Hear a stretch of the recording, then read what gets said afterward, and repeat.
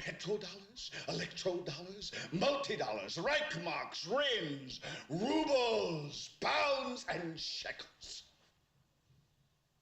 It is the international system of currency which determines the totality of life on this planet.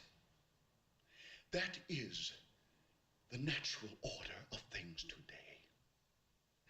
That is the atomic and subatomic and galactic structure of things today. Today, we're going to follow that money.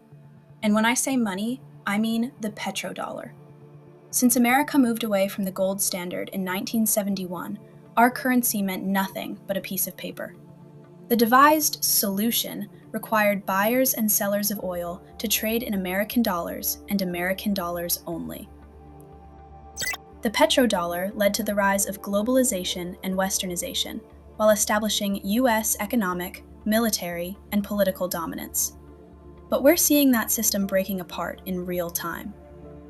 On February 28th, the U.S. and Israel launched the largest military operation in the Middle East since the 2003 invasion of Iraq. Within hours of Operation Epic Fury, Iran closed the Strait of Hormuz, choking off 20% of the world's oil supply. Oil prices surged past $120 per barrel. Global shipping ground to a halt, and Americans are now paying over $4 per gallon at the pump. This isn't just another Middle Eastern conflict. It's not about terrorism or nuclear power. This is the last-ditch effort to save a 50-year monetary system that allowed America to pile up $35 trillion in debt. To understand what's happening right now, you need to understand how we got here. This is the story of the petrodollar. Luckily for us, after World War II, the United States was the only economic power left standing with the capacity to rebuild the world, particularly a war-torn Europe. So in 1944, allies met in Bretton Woods, New Hampshire, and established the US dollar as the global reserve currency, in addition to forming the International Monetary Fund and the World Bank. Here's how it worked.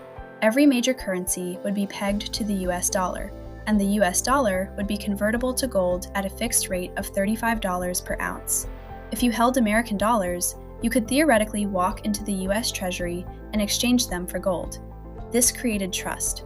Countries around the world were willing to hold dollars because dollars were as good as gold. For almost 20 years, this global system operated with the paper dollar tied to the underlying price of gold. The United States became the world's banker, and the dollar became the world's currency. Every country that wanted to participate in international trade needed dollars, and every central bank needed to hold dollar reserves. But changing U.S. priorities of the 1960s eventually destabilized the dollar-to-gold system. President Lyndon Johnson started building a massive welfare state while sending soldiers to Vietnam.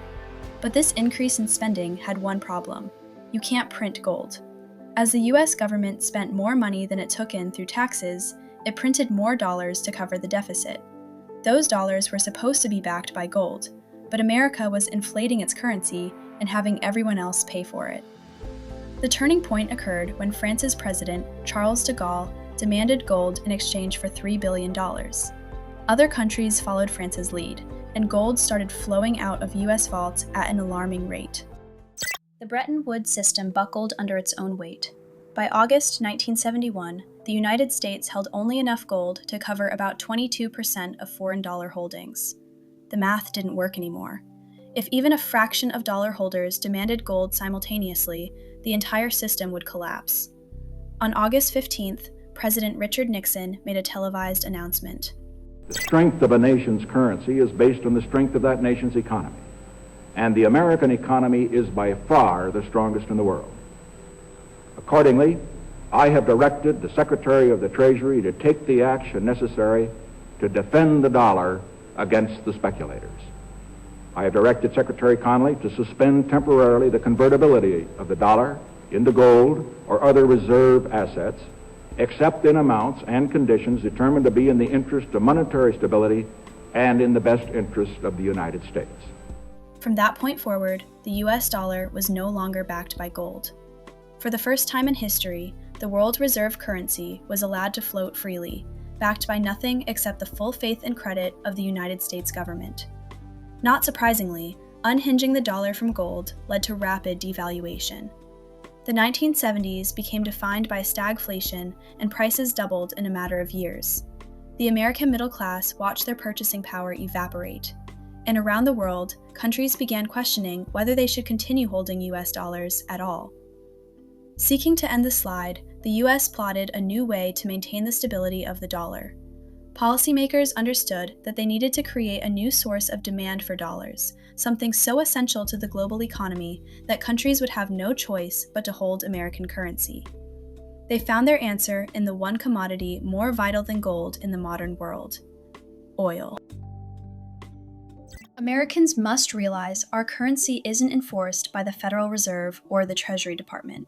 It's enforced by aircraft carriers, strategic bombers, and special operations forces. We depend on defense treaties with Saudi Arabia, the United Arab Emirates, Kuwait, Bahrain, Qatar, and Jordan to maintain 40 military installations across the Middle East, a region that produces 30% of the world's oil and contains 60% of proven reserves. It's telling that every single country that has attempted to undermine dollar-based oil pricing has faced either regime change, military intervention, or crippling sanctions. In November 2000, Saddam Hussein announced Iraq, which had the second largest proven oil reserves in the world, will begin accepting euros instead of dollars for oil sales. If Iraq successfully switched to euros for oil transactions, other OPEC members might have followed. The petrodollar system would begin to unravel.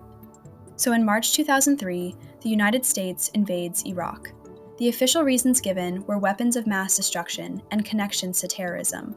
No weapons were found. The terrorism connections proved false. But one of the first actions of the Coalition Provisional Authority was to switch Iraq's oil sales back to dollars. Today, we are still fighting. In 1999, the dollar represented 71% of global foreign exchange reserves. By 2024, it's down to 58%. That might not sound dramatic, but the trajectory is accelerating. Countries are actively reducing their dollar exposure.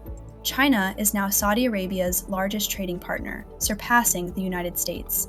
They're building refineries together, investing in Saudi Vision 2030 projects, and deepening military cooperation.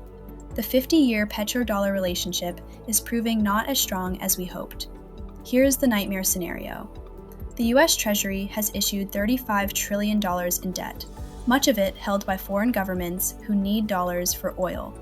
If they don't need dollars for oil anymore, what happens to demand for Treasury bonds? Interest rates spike, inflation spirals. The ability to run massive deficits, which funds our military, our welfare state, our entire geopolitical position, evaporates. The petrodollar system isn't just an economic arrangement. It's what's keeping the American empire afloat. Which brings us to February 28th. Iran wasn't just threatening to build nuclear weapons. Iran has been actively undermining the petrodollar system for years. They've sold oil to China in yuan. They've built alternative payment systems with Russia. They've positioned themselves as the leading edge of de-dollarization. Operation Epic Fury is what enforcing the petrodollar looks like in 2026. This is the price of maintaining a system where oil must be sold in dollars.